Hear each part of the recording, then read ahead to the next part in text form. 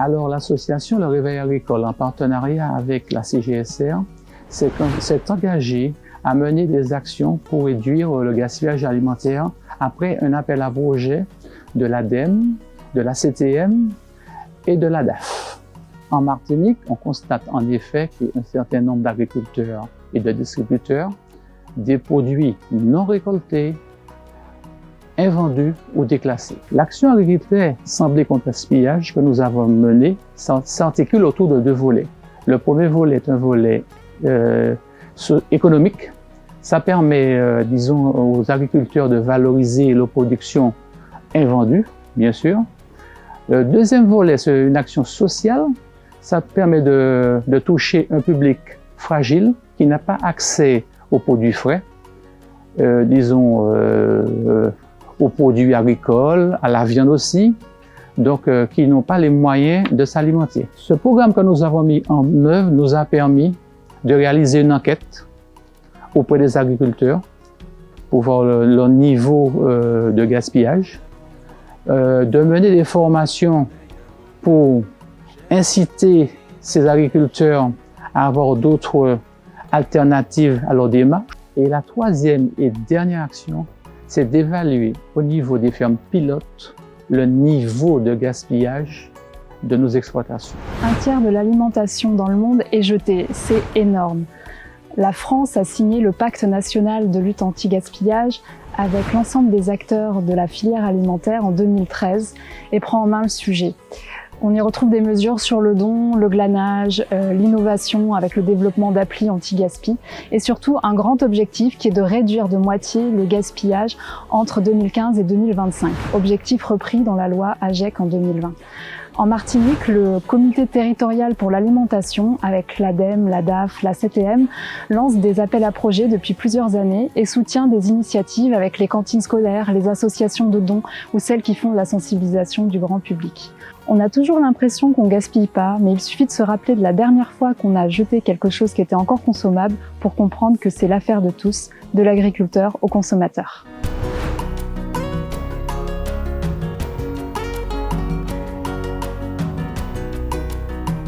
Le projet du réveil agricole consiste d'identifier le gisement de gaspillage alimentaire au niveau des exploitations et pour cela, une cinquantaine d'enquêtes ont été réalisées sur le territoire des trois communautés de communes, à savoir Espace Sud 4 Nord et Kassem.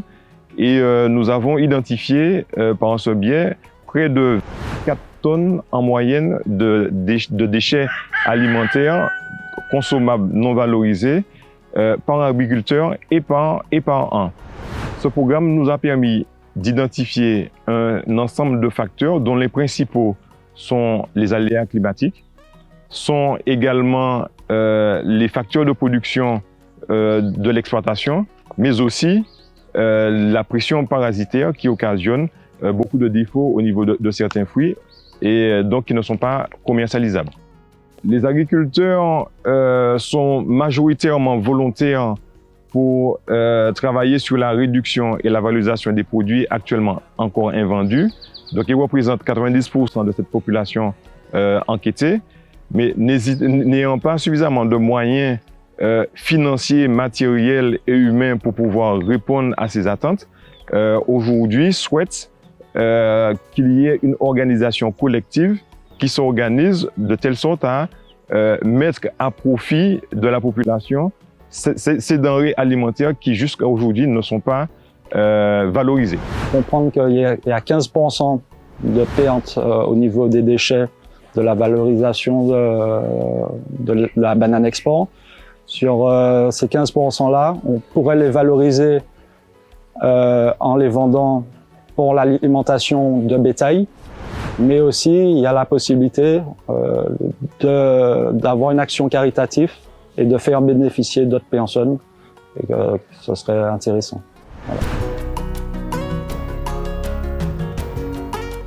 Concernant la formation anti-gaspi, donc nous avons réalisé 2 formations où une quinzaine d'agriculteurs ont participé. Ces formations-là s'organisaient sur des séances de 20 heures. Donc, lors de ces formations, nous avons abordé les sujets relatifs au gaspillage alimentaire et principalement les objectifs définis nous permettaient aux agriculteurs de mieux appréhender ce que c'est réellement que le gaspillage alimentaire, de telle sorte à pouvoir les identifier de façon claire sur leurs exploitations, mais aussi d'être en mesure d'identifier des stratégies potentielles à mettre en place. Et le dernier point, c'est de comprendre les avantages fiscaux liés aux dons auprès d'associations caritatives qui permettraient de valoriser tous les écarts de tri, en tout cas tous les produits jusqu'à aujourd'hui non valorisés. Je suis agricultrice en polyculture élevage, en projet d'agrotransformation. Je commercialise mes produits par le biais de la vente directe auprès des consommateurs. Et aujourd'hui, grâce à la formation anti-gaspi du réveil agricole, je revalorise ces produits en les transformant tels que les jus de fruits de saison, les sirops et les tartes au lait de coco aux légumes.